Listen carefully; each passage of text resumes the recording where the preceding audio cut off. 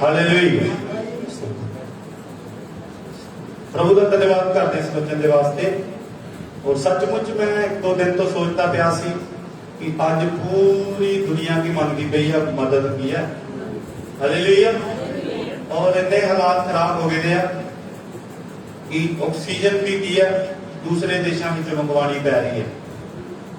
Oxygen की इतनी ज्यादा कमजोरी हो गई है, ऑक्सीजन जी है मिलती नहीं पई। और इस करके परमेश्वर का वचन अज इतवार के दिन मैनू मिलिया, क्या भी धन्य है वे जिसका सहायक याकूब का किहदा सहायक, धन है वो आदमी, मुबारक है आदमी, ब्लेस है आदमी जिसका सहायक कौन है, किहदा परमेश्वर, याकूब का परमेश्वर। धन्यवाद। हालेलुया। सो आज असीं देखिए ते परमेश्वर का वचन दाऊद के राही सानू और जबूरा के राही दसदा पिया है कि धन्य है वे जिसका सहायक, जिसका मददगार। उर्दू की बाइबल में लिखा हुआ है कि जिसका मददगार कौन है, याकूब का खुदावन। केड़ा खुदावन, याकूब का खुदावन। आज असीं मदद की गल करनी है। मदद जिहड़ी आ अज दुनिया दे विच सारी जगह की मंगते पे आ लोग, मदद सहायता की है मंगते पे आ। और अमीर भी मदद मांगता पाया है, गरीब भी मदद मांगता पाया है, बिजनेसमैन भी मदद मांगता पाया है। हर पासों कोई भी रास्ता नजर किया, मदद मदद मदद, सारे मदद मांगते पे आ। एक देश गरीब है वो अमीर देश को मदद मांगता पाया है, अमीर देश भी किसी होर देश को मदद मांगता पाया है, लेकिन मदद पूरी किया हो गया नहीं पा। हालेलुया। इस करके आज का वचन प्रभु ने दिता है कि धन है वो जिसका मददगार याकूब का कौन है।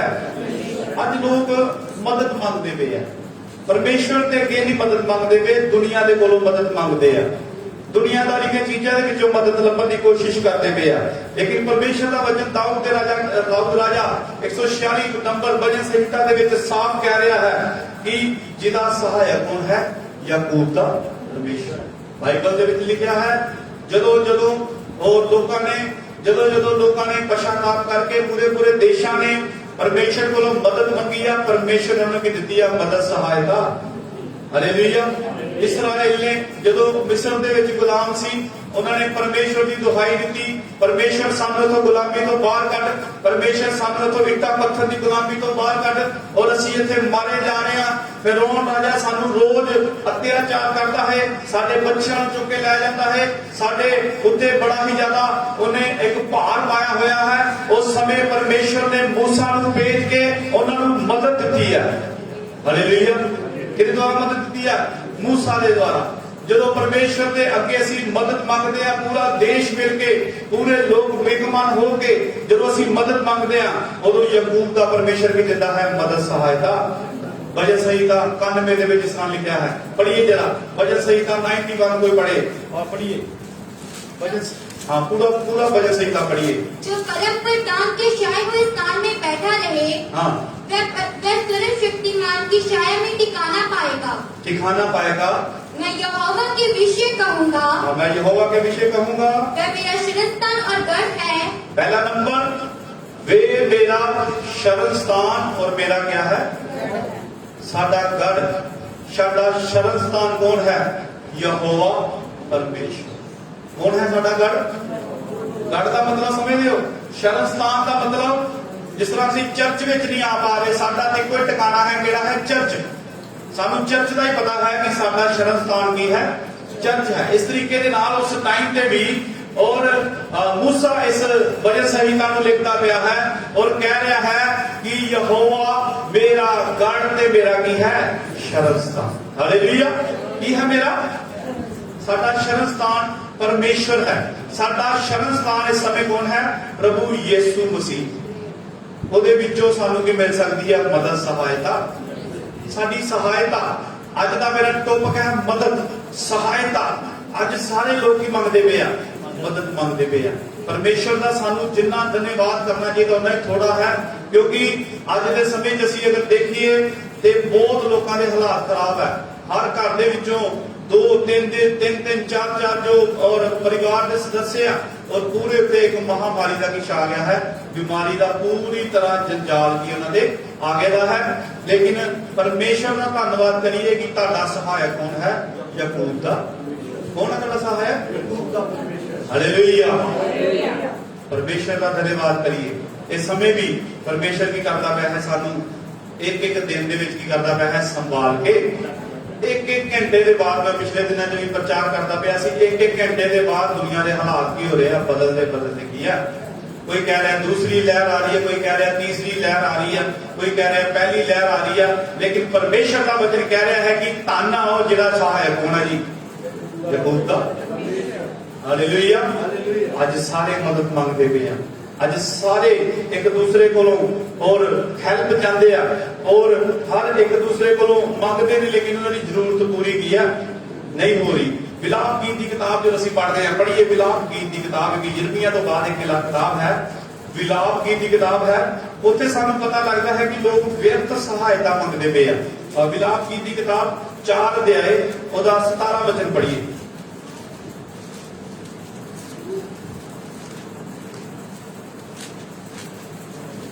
ਵਿਲਾਪ ਗੀਤ ਦੀ ਕਿਤਾਬ ਉਹਦਾ 4 ਅਧਿਆਏ ਉਹਦਾ 17 ਵਚਨ ਪੜ੍ਹੀਏ। ਸਾਡੀਆਂ ਆਪਣੀਆਂ ਹਾਂ, ਹੁਣ ਤਿੱਕਣ ਪੰਗੀ ਸਹਾਇਤਾ ਦੀ ਉਡੀਕ ਵਿੱਚ ਥੱਕ ਗਈਆਂ। हिंदी में पढ़े माइक जरा। हमारी आंखें हमारी आंखें व्यर्थ की सहायता की बाट जोते व्यर्थ जोते की सहायता की बाट जोते जोते धुंधली पड़ गई हैं। धुंधली पड़ गई है। की हो गया ना जी, धुंधली पड़ गई है। इस वचन से लिखा है कि व्यर्थ की सहायता मांग मांग के साड़ी आंखा की पै गई है, धुंधलियां की है। फिर से पढ़। हमारी आंखें व्यर्थ की सहायता की व्यर्थ की सहायता की बाट जोते जोते बाट जोते जोते धुंधली पड़ गई हैं। धुंधली पड़ गई है। हम लगातार एक ऐसी जाति की ओर ताकते रहे जो बचा ना सकी। हालेलुया। दुनिया अज की करती पई आ, बचाने दे वास्ते एक दूसरे वाल देखती पई है। लेकिन अज मैं तुहानू कह रहा हाँ, कोई दुनिया की ताकत तुहानू बचा नहीं सकती सिवाय याकूब दे परमेश्वर तो। हालेलुया। सिवाय याकूब दे परमेश्वर तो और तुहानू कोई भी सहायता बचा गया। असी की सोचते हैं मास्क लगा के सैनिटाइज करके और अपने आप को परहेज करके असी बच जावांगे, नहीं। परमेश्वर की सहायता साडे कोल नहीं है। अगर याकूब का परमेश्वर साडा मददगार नहीं है तो साडी कोई भी वैल्यू की है। हालेलुया। आज विश्वासी लोगों मैं तुहानू कहना चाहना हाँ, आज सानू परमेश्वर का धन्यवाद करना चाहिए है कि साडा सहायक याकूब का रूप है। हालेलुया। दूसरा राजा 6 अध्याय 26 वचन दे विच लिखिया है, बादशाह उस जगह ते और बेनती करता पिया है। बादशाह राजा होने के बावजूद भी की कह रहा है, असी पढ़ांगे दूसरा राजा 6 अध्याय की 26 तो शुरू करिए जल्दी जल्दी। दूसरा राजा 2 किंग चैप्टर 6 वर्स 26 पढ़िए। दूसरा राजा 6 की 26। इस जगह ते एक वाक्य है, उस जगह ते राजा कह रहा है, एक दिन इसराइल एक दिन इसराइल का राजा शहरपनाह पर टहल रहा था। शहरपनाह के ऊपर टहल रहा था कि एक स्त्री ने पुकार के उससे एक कहा, स्त्री ने उसको पुकार के कहा, हे प्रभु हे राजा बचा। उसने कहा यदि यहोवा तुझे ना बचाए हाँ, तो मैं कहां से तुझे बचाऊं। आमीन। हालेलुया। राजा की कह रहा है, अगर यहोवा तेनू ना बचाए तो मैं तेनू किथों गया। ये हाल इस समय दुनिया का है। राजे महाराजे मंत्री प्रधान बड़े बड़े अधिकारी कोई भी किसी को बचा गया नहीं पा रहे। परमेश्वर का वचन आज दोपहर के समय ही कह रहा है, मुबारक है वो, धन्य है वो जिदा मददगार कौन है, याकूब दा। हालेलुया। याकूब दा परमेश्वर। याकूब दा परमेश्वर क्यों आया है? अब्राहम दा परमेश्वर भी हो सकता है, इसहाक दा हो सकता, मूसा दा हो सकता, सारियां दा हो सकता, लेकिन इस जगह पे परमेश्वर का वचन आया कि याकूब दा परमेश्वर। किदा परमेश्वर?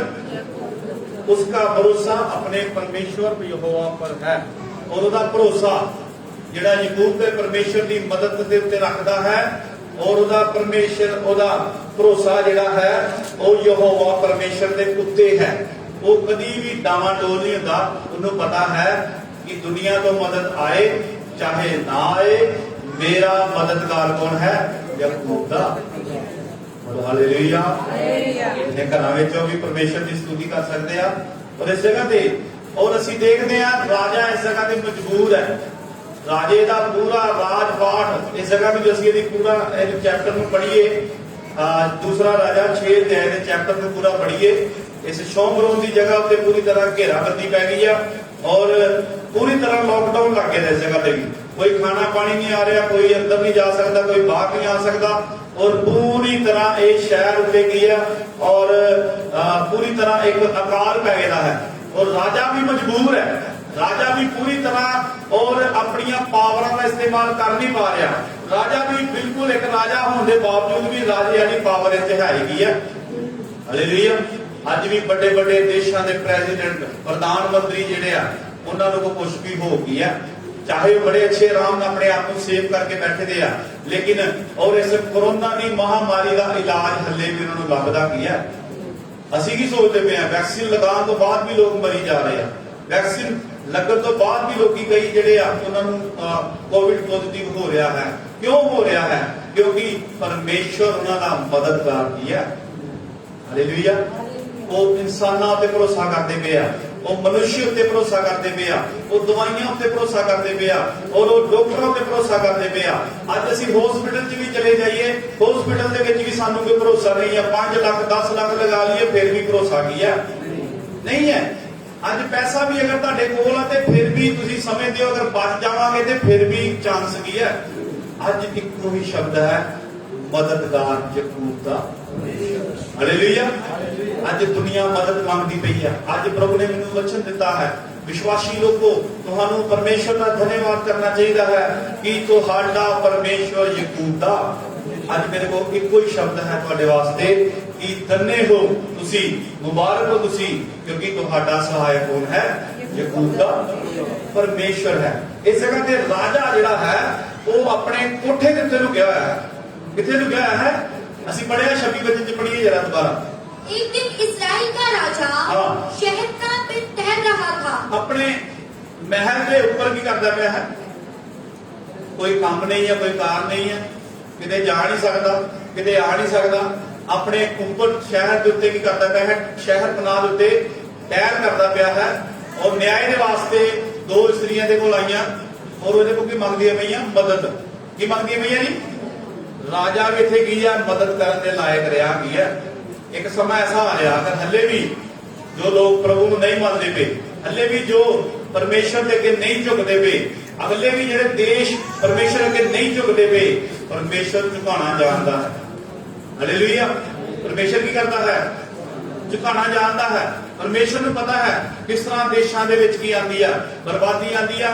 परमेश्वर ही है जिहड़ा साडे देश में इस समय कर सकता है, बचा सकता है। इस करके इस जगह पे राजा भी हार गया है और वो कह रहा है अगर यहोवा ही ना तुहानूं बचाए तो मैं तुहानूं कित्थों की है बचा। बड़ी जरा उस वचन पढ़िए 27। उसने कहा यदि यहोवा तुझे ना बचाए तो मैं कहां से तुझे बचाऊं। हालेलुया। ये राजा है, कोई आम राजा नहीं, पूरे देश का राजा है। और ਉਹਦੇ ਮੂੰਹ एक अच्छी गल निकल गई है कि मेरे हाथ में कुछ भी किया जो यहोवा ने तुहानूं बचाए फिर मैं तुहानूं कित्थों किया। अज के समय दे विच कोरोना काल दे विच इस कोविड के साल दे विच सानूं सिर्फ इक्को ही परमेश्वर की आत्मा बसा सकती है, याकूब दा। हालेलुया। और अगर तुहाडे ते याकूब दे परमेश्वर का अनुग्रह है तो तुहानूं डरन की कोई भी लोड़ नहीं है। हालेलुया। पिछले दिनों के काफी कोविड केसां दे नाल असीं मिले हैं, उन्होंने प्रार्थना की है, प्रभु ने उन्होंने चंगा किया है और अज तक प्रभु ने सानूं जीवित रखा है। जिंदा रखना मारना किहदे हथ विच है? याकूब दे। हालेलुया। जिंदगी और मौत किहदे हथ है? परमेश्वर के हथ है, मनुष्य के हथ कुछ नहीं है। वचन च लिखे दा मनुष्य की उम्र की गिनती जिहड़ी है उहदे हथ विच है। ਉਹਦੇ ਵਿੱਚੋਂ ਨਾ ਤੇ 1 ਮਿੰਟ ਅੱਗੇ ਹੋ ਸਕਦਾ ਹੈ ਤੇ ਨਾ ਹੀ 1 ਮਿੰਟ ਕਿਤੇ ਹੋ ਸਕਦਾ ਹੈ। ਪਿੱਛੇ ਕੀ ਹੈ, ਅਯੂਬ ਦੇ ਵਿੱਚ ਲਿਖਿਆ ਹੋਇਆ ਹੈ, ਅਯੂਬ ਦੀ ਕਿਤਾਬ ਦੇ ਵਿੱਚ ਲਿਖਿਆ ਹੋਇਆ ਹੈ ਕਿ ਮਨੁੱਖੇ ਦੀ ਜਿਹੜੀ ਉਮਰ ਹੈ ਉਹ ਕਿਹਦੇ ਹੱਥ ਵਿੱਚ ਹੈ, ਪਰਮੇਸ਼ਰ ਦੇ। ਤੇ ਫਿਰ ਸਾਨੂੰ ਉਹਦੇ ਕੋਲੋਂ ਮਦਦ ਮੰਗਣੀ ਚਾਹੀਦੀ ਹੈ ਜਿਹਦੇ ਕੋਲ ਸਾਡਾ ਸਭ ਕੁਝ ਹੈ, ਜਿਹਦੇ ਕੋਲ ਸਾਡਾ ਖਾਤਾ ਹੈ। ਇਸ ਕਰਕੇ ਔਰ ਅੱਜ ਦਾ ਵਚਨ ਦੇ ਰਹੀ ਹੈ ਕਿ ਧੰਨ ਹੈ ਉਹ ਜਿਹਦਾ ਮਦਦਗਾਰ ਕੌਣ ਹੈ, ਯਾਕੂਬ ਦਾ ਪਰਮੇਸ਼ਰ। ਅੱਜ ਨਾ ਡਾਕਟਰੀ ਤੁਹਾਨੂੰ ਬਚਾ ਸਕਦੀ ਆ, ਨਾ ਪੈਸਾ ਬਚਾ ਸਕਦਾ, ਨਾ ਪਾਵਰ ਬਚਾ ਸਕਦੀ ਆ, ਨਾ ਸਿੱਖਿਆ ਬਚਾ ਸਕਦੀ ਆ, ਔਰ ਕੋਈ ਵੀ ਚੀਜ਼ ਤੁਹਾਨੂੰ ਨਹੀਂ ਬਚਾ ਸਕਦੀ। ਸਿਰਫ ਔਰ ਸਿਰਫ ਯਾਕੂਬ ਦਾ ਪਰਮੇਸ਼ਰ ਹੈ ਜਿਹੜਾ ਸਾਡਾ ਕੀ ਬਣ ਸਕਦਾ ਹੈ, ਮਦਦਗਾਰ। ਅੱਜ ਸਾਡੇ ਕੋਲ ਮੌਕਾ ਹੈ। ਮੈਂ ਆਨਲਾਈਨ ਪ੍ਰੇਅਰ ਦੇ ਦੁਆਰਾ ਤੁਹਾਨੂੰ ਕਹਿਣਾ ਚਾਹਨਾ, ਮੈਂ ਮੈਸੇਜ ਦੇਣਾ ਚਾਹਨਾ ਹਾਂ, ਅਗਰ ਤੁਸੀਂ ਪਰਮੇਸ਼ਰ ਦੇ ਪਿੱਛੇ ਨਹੀਂ ਚੱਲਦੇ ਪਏ ਤੇ ਅੱਜ ਪਰਮੇਸ਼ਰ ਤੁਹਾਨੂੰ ਕਹਿ ਰਿਹਾ ਹੈ ਮੇਰੇ ਪਿੱਛੇ ਆਓ, ਔਰ ਤੁਹਾਨੂੰ ਬਿਲਕੁਲ ਵੀ ਫਿਕਰ ਕਰਨ ਦੀ ਕੋਈ ਵੀ ਲੋੜ ਨਹੀਂ ਹੈ। ਇੱਕ ਦੂਸਰੇ ਵਾਂਗਾ ਦੇਖੋ,